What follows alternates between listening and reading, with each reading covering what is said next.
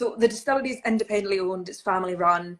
It's owned by a man called Anthony Wills, his wife, and their three sons. They're all involved in the business. So Anthony is the managing director, master distiller.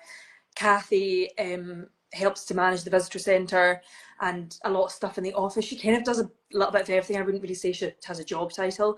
And then their sons run the sales and marketing team. So they kind of are my boss, essentially. Anthony kind of looked at the whisky industry in Scotland. He wasn't involved in the whisky industry really prior to Kilchoman. There was a few years where there was a bit of like a grey area where he sort of was, but he spent the majority of his career in wine.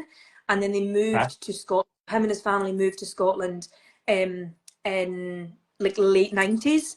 And Kathy's, so Anthony's wife Kathy, has connections to Islay. Her family are from Islay. So they moved to the island, and that was kind of when Anthony wanted to start up a distillery and move into the whisky industry.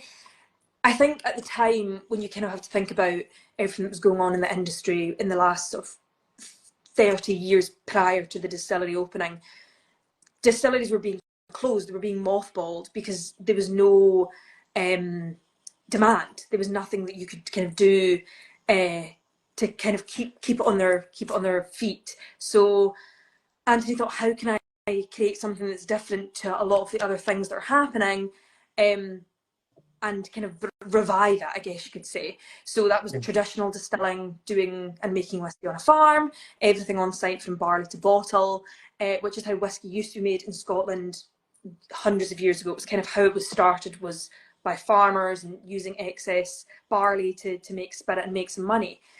So it goes right back to like the grassroots of whiskey making, despite being such a new distillery. We follow a very old-fashioned method, older than what a lot of the old distilleries do now.